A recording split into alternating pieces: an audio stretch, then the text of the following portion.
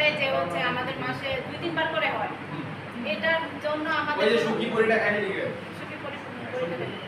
ওটা আমি যে কথাগুলো বললাম ওই কথাগুলোর মধ্যে অ্যানসার আছে। আপনাদের আরো যদি ডিটেইল জানতে ইচ্ছা হয় আপনারা পরিকল্পনা অফিসে আসবেন এবং আপনাদের আপাতত মেথডগুলো জানা থাকলেই যথেষ্ট। বুঝতে পারছেন? এই মেথডগুলো আছে, এই মেথডগুলো এইভাবে হয় এবং এই মেথডগুলো তাহলে এই বইটা খালি আমাদের সমস্যার সমাধান হবে না, অন্য কোনো ব্যবস্থা নিতে হবে না। আপনি যে আপনার বাচ্চা কটা? আর 2টা আছে। 2টা বাচ্চা। আপনি কি আগামী 2-3 বছরে বাচ্চা নেবেন? না, তাহলে আপনি ইমপ্লান্ট করেন, কাটি করেন। হ্যাঁ, এটা হচ্ছে আপনার জন্য সবচেয়ে ভালো হবে।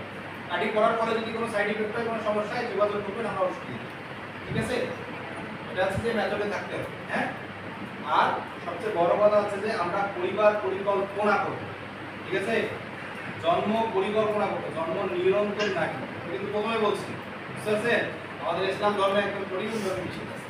হ্যাঁ, তো আমরা যেভাবে যেটা দরকার আমরা পরিকল্পনা করব, পরিকল্পনা অধিকার। ঠিক আছে? আমরা নিয়ন্ত্রণ, এই স্লোগান আর নাই। বুঝতে পারছেন? এখন আমরা নিয়ন্ত্রণ করবো, আমরা কি করবো? পরিকল্পনা করবো এবং আমরা পদ্ধতিতে থাকবো এবং ঠিক আছে? সকলকে ধন্যবাদ। প্রশ্ন আছে আর?